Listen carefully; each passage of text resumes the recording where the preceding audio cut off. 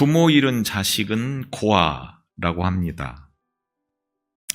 남편 잃은 아내는 과부, 또 아내 잃은 남편은 호라비라고 그렇게 부릅니다. 그러면 자식을 잃은 부모를 뭐라고 하는지 혹시 아십니까? 참척이라고 그렇게 이야기를 합니다. 참혹할 참, 슬픈 척, 이런 말을 써서 자식 잃은 부모라고 하는 직접적인 표현 대신에 간접적이고 완곡하게 너무나도 참혹하고 슬픈 감정으로 돌려 말하는 표현을 참척이라고 이렇게 부르는 것입니다. 너무나도 슬프고 비참한 심정을 표현할 단어가 없어서 이렇게 말을 하는 것입니다. 부모에게 자식이란 자신의 아픔보다 더 아픔이고 자신의 기쁨보다 더 기쁨인 것입니다. 더욱이 그 자식이 매우 어렵게 또 불가능한 상황에서 얻어진 자식이라고 하면 더더욱이 귀한 존재이겠죠. 그런 귀한 자식을 자신의 손으로 죽여야 한다고 하면 과연 그 심정이 어떻겠습니까?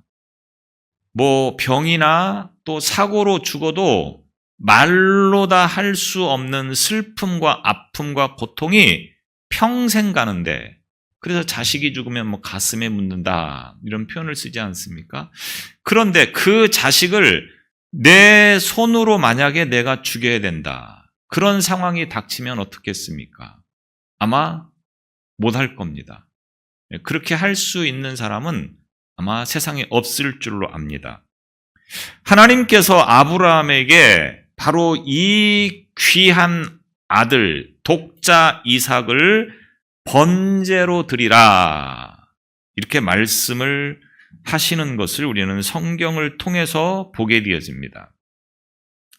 오늘 본문의 말씀에서 그를 번제로 드리라, 이렇게 말씀을 하고 있는 것입니다. 물론 우리는 이미 이루어진 사건을 보는 것이기 때문에 별로 대수롭지 않게 이 말씀을 보고 있습니다. 그런데 아브라함 당사자의 입장에서 이런 말씀이 자신에게 주어졌다고 하는 겁니다. 물론 하나님께서 이 말씀을 하시는 것은 그 내면의 1절을 통해서 이 창세기의 저자가 부연 설명을 해주고 있습니다. 아브라함을 시험하시려고 독자 이삭을 번제로 드려라, 이렇게 말씀을 하셨다고 하는 것을 우리는 잘 알고 있지만 아브라함은 이런 부연 설명을 듣지 못한 채 하나님께서 아브라함에게 뭐라고 말씀하십니까? 그것이 바로 2절 말씀인 것입니다. 내 아들, 내 사랑하는 독자 이삭을 모리아 땅으로 가서 내게 일러준 산, 거기서 번제로 드려라, 이렇게 말씀을 하고 있다고 하는 겁니다. 아무리 생각해도 이해할 수 없는 말씀 아니겠습니까? 만약에 하나님께서 내가 너를 시험하겠다, 네 아들 이삭을 데리고 모리아 땅으로 가서 거기서 번제로 드려라, 이렇게 말씀을 하셨다고 하면 아브라함이 하나님이 나를 시험하시는구나, 이렇게 이해를 하면서 그 말씀을 이해를 할 수가 있겠는데, 그런 말씀 없이 밑도 끝도 없이 아들 이삭을 데리고 모리아 땅으로 가서 거기서 번제로 드려라, 이렇게 말씀을 하고 있다고 하는 것입니다. 번제로 드리라고 하는 말은, 구약시대의 번제는 제물을 칼로 반을 쪼개서, 그러니까 죽여서 그것을 불로 태워드리는 것을 번제라고 이야기를 합니다. 그러니까 이삭을 그렇게 번제물로 드리라 이렇게 말씀을 하고 있다고 하는 겁니다. 만약 영적으로 깨어 있다고 하면 1절에서 부연 설명하시고 있는 시험하시려고 이렇게 말씀하시는가라고 하는 것을 깨닫게 되어지는 것입니다. 다시 말하면 오늘 우리의 삶에 일어나는 모든 상황들을 우리는 반드시 하나님과 연결시켜서 그 사건을 이해하고 바라볼 수 있어야 된다고 하는 겁니다. 무슨 말이냐? 나에게 어떤 좋은 일이 일어났다. 그러면 이 좋은 일은 하나님께서 나에게 복을 주시는구나. 하나님께서 나에게 이와 같이 은혜를 부어주셔서 복을 주셔서 내가 이렇게 좋은 일이 일어나고 있구나. 그래서 하나님께 감사할 수 있어야 되는 겁니다. 또 어떤 어려운 문제가 주어진다. 어떤 고난에 주어진다. 그러면 하나님은 과연 이 고난을 통해서 나에게 무엇을 원하시고 있는가? 나에게 무엇을 뜻하시고 있는가? 라고 하는 식으로 모든 상황들을 우리는 하나님과 연관지어서 그 사건을 볼 수 있어야 된다고 하는 겁니다. 그래서 아브라함이 이 사건을 하나님으로부터 이 말씀을 들었을 때 어떻게 이해를 하고 어떻게 해석을 했겠습니까? 영적인 눈이 뜨여 있었기 때문에 하나님께서 나를 시험하시는구나 라고 하는 것을 분명히 알고 있었다라고 하는 겁니다. 하나님께서 잔인하게 아들을 빼앗가는 모습만 만약에 이 아브라함에게 비춰지고 있었다고 하면 굉장히 갈등하고 이 말에 순종하기가 쉽지 않았을 겁니다. 그런데 아브라함은 영적인 눈이 뜨여져 있었습니다. 오늘 우리가 이런 상황에서 아들을 빼앗아 가려고 하는구나.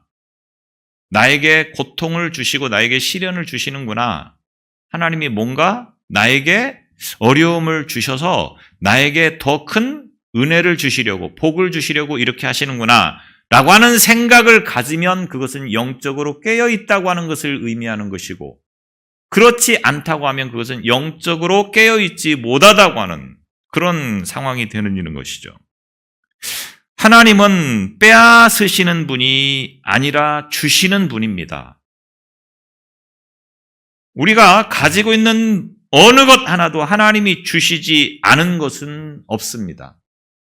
그런데 대부분 많은 사람들이 내가 가지고 있는 것을 하나님이 주셨다라고 생각하며 살아가는 경우는 그렇게 많지 않습니다. 물론 그렇게 생각하시는 분도 있겠지만 그렇게 생각하지 않고 있다고 하는 겁니다. 이것은 내가 노력하고 내가 수고해서 얻은 것이다. 그래서 내 것이다. 이런 생각을 한다고 하는 거죠. 이것이 하나님의 것이다. 이것은 하나님께서 나에게 주신 것이다. 이렇게 생각을 하며 살아간다고 하면 하나님 앞에 드리는 것이 아까운 것이 있겠습니까? 없겠습니까? 없는 거죠. 이삭도 하나님이 주셨구나. 그러니 마땅히 하나님께서 원하시면 언제든지 그것을 드릴 수 있다. 이것이 아브라함의 믿음이고 신앙이었다라고 하는 겁니다. 정확하게 말하면 하나님은 우리에게 주시고 또 빼앗으시고 또 다시 더 좋은 것으로 주시는 분이라고 하는 겁니다. 이거를 전문 용어로 병 주고 약 준다 이렇게 말을 합니다. 하나님은 주시기 위해서 먼저 빼앗으시는 분입니다. 예를 들면 손주가 예뻐서 사탕을 한 봉지를 줍니다. 누가 줬습니까? 할아버지가 손주에게 주었습니다. 그리고 그 할아버지가 손주에게 그 사탕 하나만 나에게 줘봐라. 이렇게 말을 합니다. 그러면 당연히 하나 주는 거를 뭘 아까워하겠습니까? 마땅히 줘야 되는 거죠. 그런데 간혹 보면은 욕심이 많은 아이들은 그것이 자기 것이라고 생각하면서 주지 않습니다. 물론 그러지는 않겠지만 속으로 그러죠, 할아버지가. 다시는 너 주나 봐라. 하나님이 이렇게 하시고 있다라고 하는 겁니다. 하나님은 뭔가를 주시기 위해서 먼저 빼앗으시는 분이라고 하는 겁니다.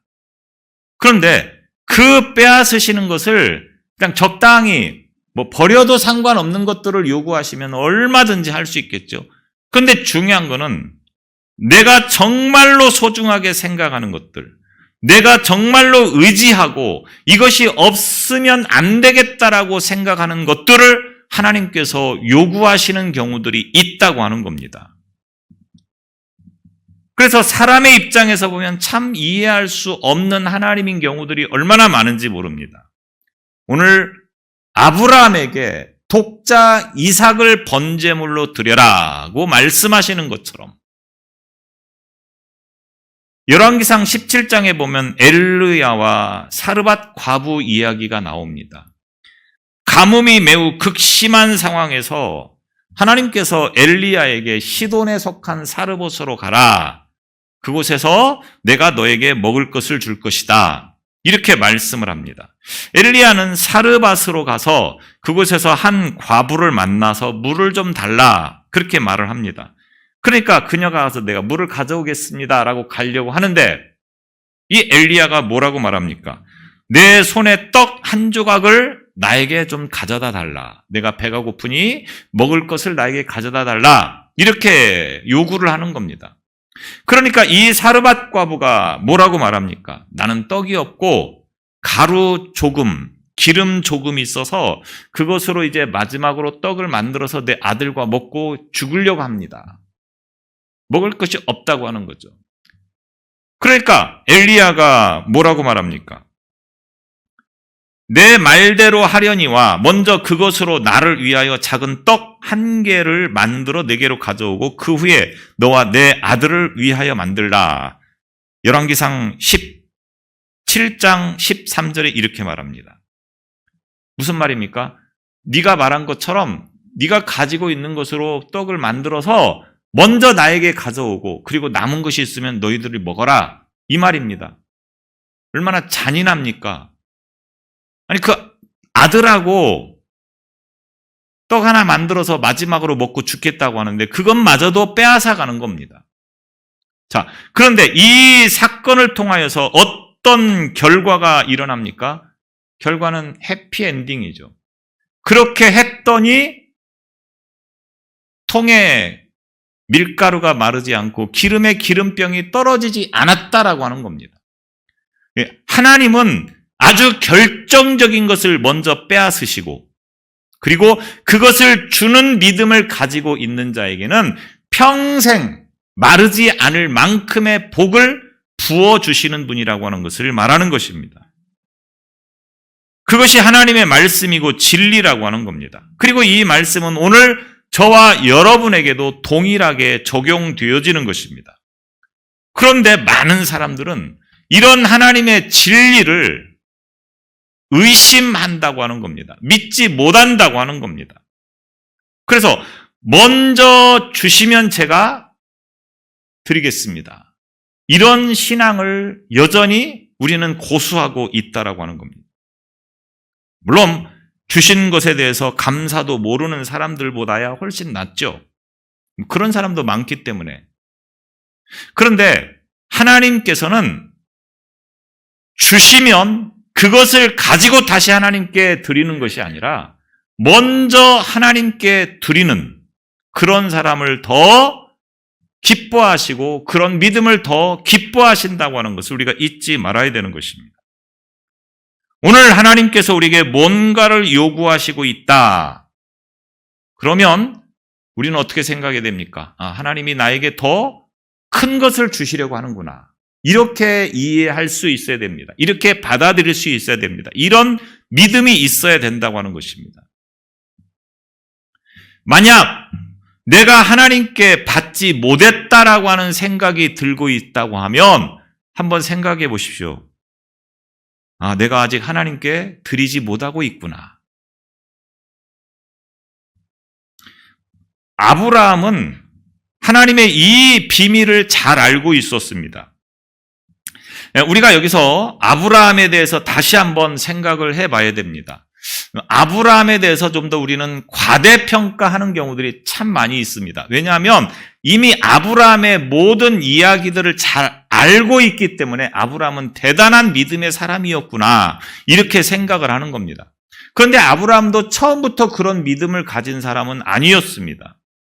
창세기 12장 1절에 보면 하나님께서 아브라함에게 너의 친척 본토 아비집을 떠나라. 내가 너에게 지시하는 곳으로 가라. 이렇게 말씀하셨습니다. 그곳이 어디냐? 갈대아 우르라고 하는 곳입니다. 그러니까 아브라함의 고향은 갈대아 우르. 지금으로 말하면 이라크라고 하는 나라에 있는 곳입니다. 그곳에 살고 있을 때 하나님께서 아브라함에게 너는 그곳을 떠나라. 이렇게 말씀을 했다고 하는 겁니다. 그런데 우리가 성경을 보면 아브라함이 그 말씀에 순종하는 것처럼 보여지고 있습니다. 그래서 창세기 12장 4절에 보면 이에 아브라함이 여호와의 말씀을 따라갔고 이렇게 말합니다. 그런데 이 말씀이 주어진 때는 언제냐? 아브라함이 고향을 떠나서 하란으로 가서 거기에 있을 때 주어진 말씀에 아브라함이 그 하란을 떠나서 가나안 땅으로 가는 여정을 말하는 겁니다. 그러니까 무슨 말이냐? 아브라함의 고향에서 떠나서 내가 지시하는 곳으로 가라 이렇게 말씀을 하셨을 때 그 말씀을 듣고 바로 가나안으로 온 것이 아니고 오다가 하란이라고 하는 곳에 머물러서 그곳에서 아버지가 죽을 때까지 살게 되어지는 겁니다. 하란이 어디냐? 지금으로 말하면 투르키에, 그러니까 터키라고 하는 나라에 있는 곳입니다. 그러니까 이라크라고 하는 나라를 떠나서 이 터키라고 하는 나라에 머물고 살고 있다가 아버지가 돌아가시니까 그때야 비로소 다시 가나안 땅으로 왔다고 하는 겁니다. 그러니까 아브라함의 순종이 처음에는 온전한 순종이었다라고 말할 수 없는 겁니다. 바로 하나님께서 말씀하시는 그곳으로 간 것이 아니라 나중에 이 가나안 땅으로 왔다고 하는 거죠.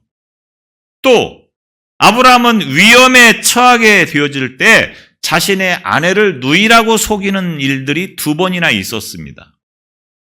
비열하다 라고 하는 표현이 어쩌면 맞을지도 모르겠습니다. 자기 살겠다고 자기 아내를 누이라고 속인다고 하는 겁니다.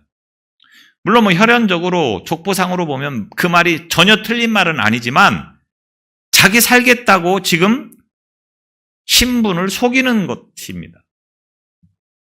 또 아내가 제안을 해서 하나님께서 분명히 아들을 주실 것이다라고 말씀을 하였는데 그 말씀을 믿지 못하고 아내가 제안하는 대로 하갈이라고 하는 첩을 얻어서 동침을 해서 그 사이에서 이스마엘이라고 하는 아이를 먼저 낳게 되었다고 하는 것을 우리는 잘 알고 있습니다.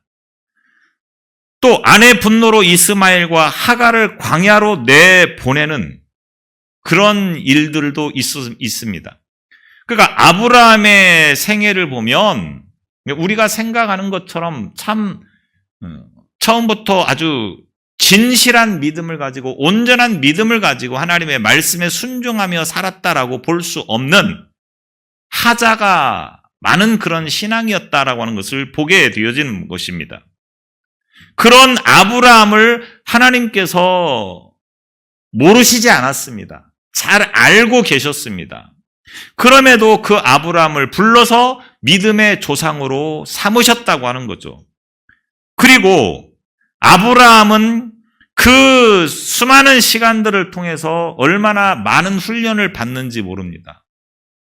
우리가 성경으로 볼 때는 금방금방 아브라함의 뜻이 이루어지는 것처럼 비춰지지만 사실은 그렇지 않았다라고 하는 겁니다.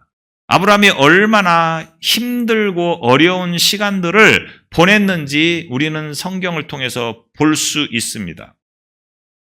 아브라함이 이제 시간이 지나면서 어떻게 변했는가? 하나님은 그 아브라함의 변화되어지는 신앙의 모습을 잘 보시고 있으면서 이제는 때가 되었다라고 생각을 하시면서 이 아브라함을 시험하시고 있는 것입니다. 성경에 보면 이 시험이 한 세 가지가 있습니다. 우리를 연단시키려고, 우리를 성장시키려고 하는 하나님의 테스트 시험이 있습니다. 또 우리가 믿음을 지키기 때문에 고난을 당하는 그런 고난의 시험이 있습니다. 이 시련을 우리는 또 시험이라고 그렇게 말을 합니다. 세 번째로는 마귀가 가져다주는 유혹의 시험이 있습니다. 사탄은 우리 안에 있는 죄악된 본성을 자극해서 자꾸만 범죄하게 만드는 시험을 하고 있습니다. 중요한 것은 사탄이 시험하는 것은 뭡니까? 우리를 넘어지게 하는 것입니다. 그런데 하나님의 시험은 뭡니까? 우리를 더 많은 것으로 주시려고. 우리는 이 시험을 반드시 이겨야 된다라고 하는 겁니다. 학생들이 학교에서 시험을 치르는 데는 두 가지 목적을 가지고 있습니다. 하나는 그 학생의 실력이 어느 정도인가를 알아보기 위한 겁니다. 또 하나는 시험을 통해서 그 학생의 실력을 향상시키는 데 목적이 있다고 하는 겁니다. 우리가 학생들을 외모로만 보면 누가 공부를 잘하는지 잘 모릅니다. 저도 사람들이 보면 공부를 굉장히 잘할 것처럼 생겼다고 말을 합니다. 별로 못했습니다. 외모로만 보면 모른다고 하는 거죠. 그런데 시험을 보면 그 사람이 어느 정도의 실력을 가지고 있는가를 보게 되어집니다. 그래서 그 시험을 통해서 부족한 부분을 더 보충하고 그리고 더 그 사람의 실력을 향상시키는데 도움을 줄 수 있는 것이 시험이라고 하는 겁니다. 그래서 얼마나 시험이 지겹고 싫습니까? 그런데도 계속 해야 된다고 하는 겁니다. 마찬가지로 신앙인들에게, 성도들에게 시험도 이러한 목적과 의도가 있다고 하는 것을 우리는 분명히 알아야 되는 겁니다.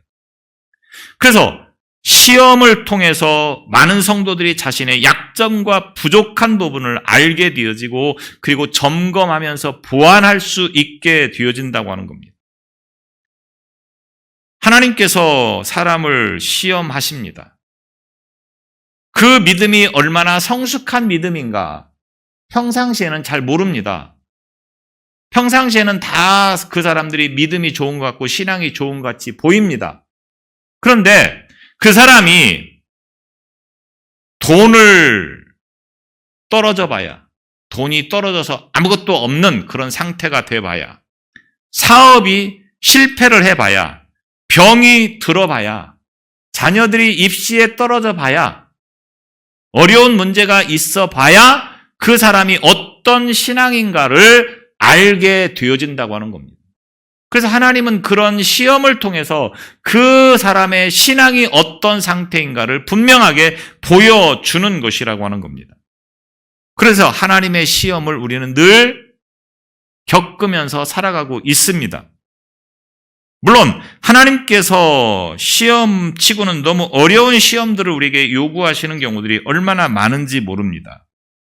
귀하디 귀한 이삭을 번제물로 드리라. 웬만하면 다 순종을 할 것 같은데 정말로 이건 정말 해도 너무하는 거 아닙니까? 라고 항변할 수밖에 없는 시험 아니겠습니까? 남의 이야기니까 우리가 마음 편하게 이 말을 듣고 있지, 만약 나에게 이런 시험이 주어진다고 하면, 여러분에게 이런 시험이 주어진다고 하면 여러분은 어떻게 이 말씀을 받아들일 수 있겠습니까? 알겠습니다. 말씀하신 대로 제가 순종하겠습니다. 이렇게 말할 수 있겠습니까? 쉽지 않습니다. 자신보다 더 귀한 아들 이삭 아니겠습니까? 자신이 이제 언제 죽어도 문제가 되지 않는 그런 나이에 있고, 반면에 이삭은 이제 갓 20살 정도 된 그런 한참 이제 세상을 살아가야 되는 그런 아들인데, 그런 아들을 번제물로 드리라.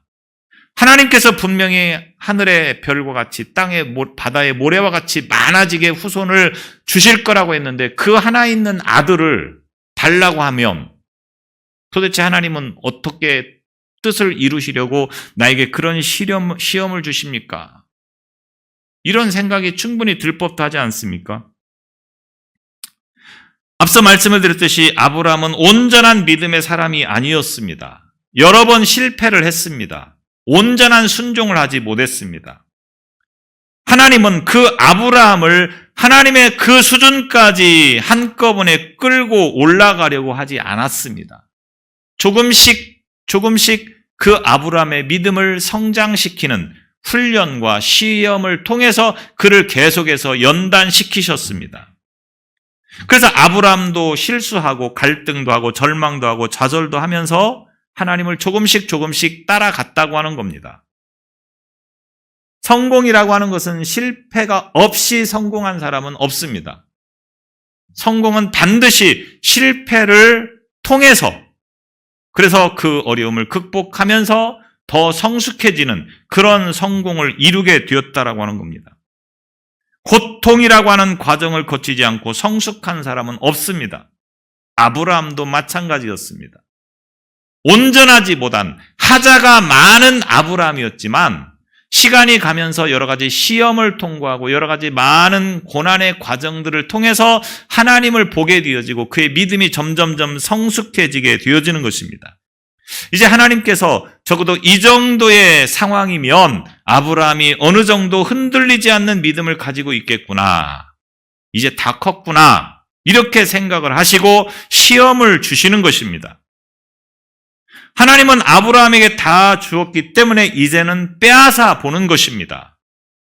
그래서 하나님이 아브라함을 시험하시려고 그를 부르셨다라고 말씀을 합니다. 사람들은 자신을 세워주는 믿음에는 관심이 많죠. 대부분의 성도들은 하나님의 나에게 무엇을 주실 것인가에 대해서 관심을 가지고 신앙생활을 합니다. 믿음은 갖겠다라고 하는 것이 아닙니다. 믿음은 얻겠다라고 하는 것이 아닙니다. 갖는 데 관심을 가지는 것이 믿음이 아니라고 하는 겁니다. 부자가 되고 권력을 쥐는데 믿음이 필요하다. 이렇게 사람들은 생각을 합니다. 그런데 하나님께서는 우리의 믿음이 가지려고 하는 믿음이 아니라 버리려고 하는 믿음이어야 된다고 하는 것을 우리에게 가르쳐주고 있는 것입니다. 하나님께서 아브라함에게 원하시는 것은 무엇을 주겠다고 하는 것이 아니라 무엇을 뺏겠다고 하는 것입니다. 우리는 하나님께서 내가 너에게 100살의 아들을 주겠다라고 말하면 굉장히 기뻐합니다. 굉장히 즐거워합니다. 굉장히 만족해합니다. 그래서 제가 더 많이 하겠습니다. 열심히 하겠습니다. 이렇게 고백한다고 하는 겁니다. 그런데 내가 너의 것을 뺏겠다 이렇게 말하면 어떻게 나옵니까? 아니 하나님 어떻게 그럴 수 있습니까? 내가 지금까지 어떻게 했는데 더 많이 줘도 시원찮은 판국에 빼앗아 가겠다고 하니 말이 되는 것입니까? 가진 것도 없는데 그것마저도 빼앗아 간다고 하면 나는 어떻게 살라고 그렇게 말씀하시는 것입니까? 이렇게 항변한다고 하는 겁니다. 아마도 얼굴색이 변하고 그리고 등지려고 할지도 모르겠습니다. 여기서 우리는 믿음의 아주 중요한 정의를 발견하게 되어집니다. 뭡니까? 믿음은 나를 포기하는 것이고 하나님을 바라보는 것이라고 하는 것을 다시 한번 깨닫게 되어지는 겁니다. 믿음이란 하나님이 나에게 무엇을 얼마나 주시는가라고 하는 것에 있는 것이 아니라 나를 얼마나 포기하는 것인가라고 하는 것을 이 말씀을 통해서 우리는 깨달을 수 있어야 되는 것입니다. 참된 믿음이라고 하는 것은 나의 생명과 존재보다 더 귀한 것까지도 포기하는 것이 참된 믿음이라고 하는 것을 우리는 이 말씀을 통해서 깨달을 수 있어야 되는 겁니다. 하나님 앞에서 가장 아끼는 것을 포기할 수 있느냐? 그것이 오늘 우리의 믿음이라고 하는 겁니다. 사람은 시험 받기 전까지는 하나님이 아닌 그 무엇에 또는 그 무엇인가에 얼마나 집착하는지 모릅니다. 아브라함도 그랬을 겁니다. 믿음이 있다고는 하지만 아브라함도 여전히 그 이삭에 대한 집착, 그 아브라함을 향해서 하나님이 뭐를 말씀하십니까? 너 아브라함이 아니라 너의 귀한 아들, 너의 사랑하는 귀한 아들 이삭을 나에게 번제로 달라. 이 요구를 하시고 있는 것입니다. 신앙은 내가 가장 좋아하고 사랑하는 것을 포기하는 겁니다. 믿음이 생기지 않는 이유는 뭡니까?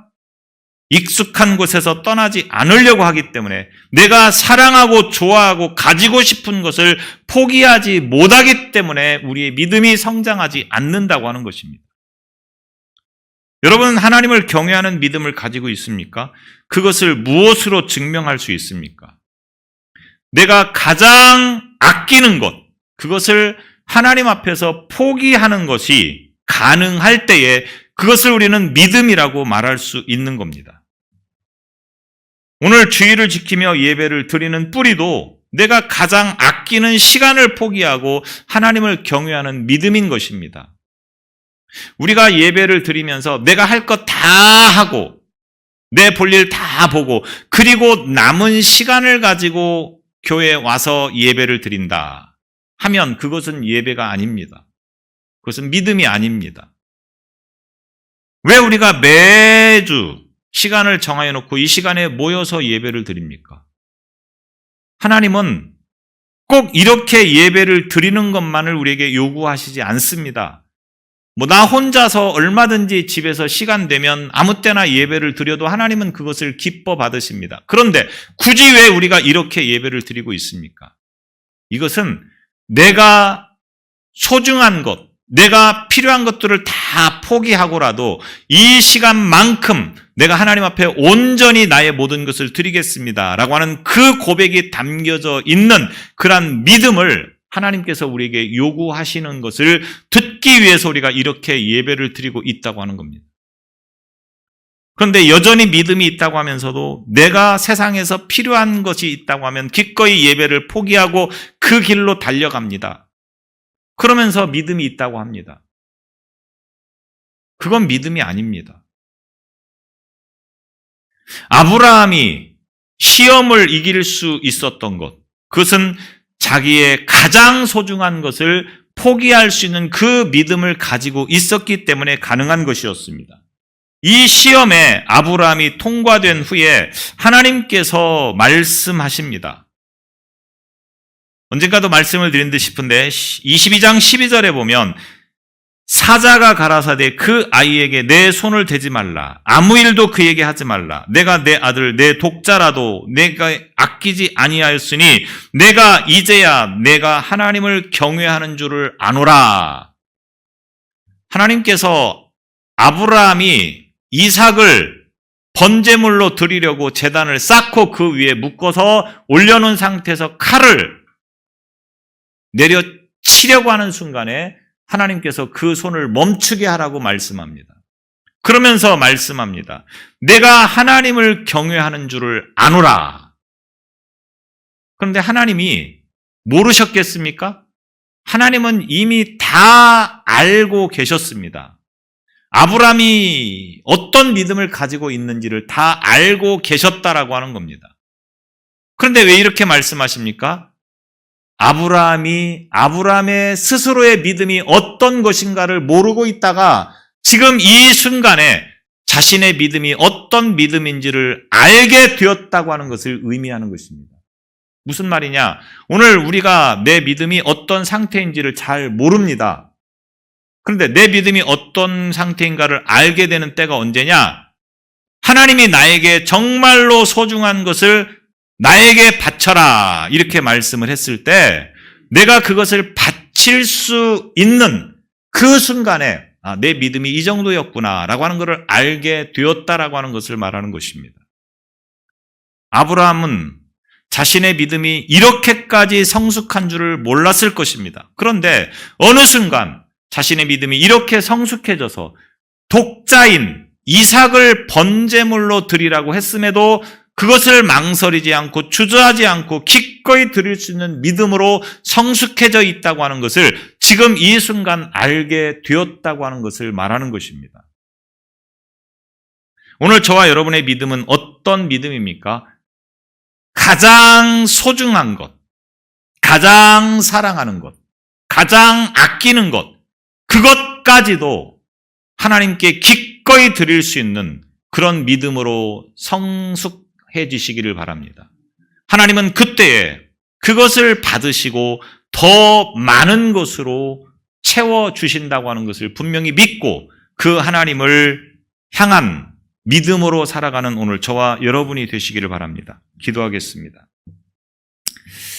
우리에게 더 많은 것을 주시려고 우리가 사랑하는 것, 가장 소중한 것을 빼앗아 가시는 하나님 아버지, 오늘 우리에게 그런 시험이 주어졌을 때 기꺼이 그 시험을 통과할 수 있는 믿음으로 성숙해지게 하여 주옵소서.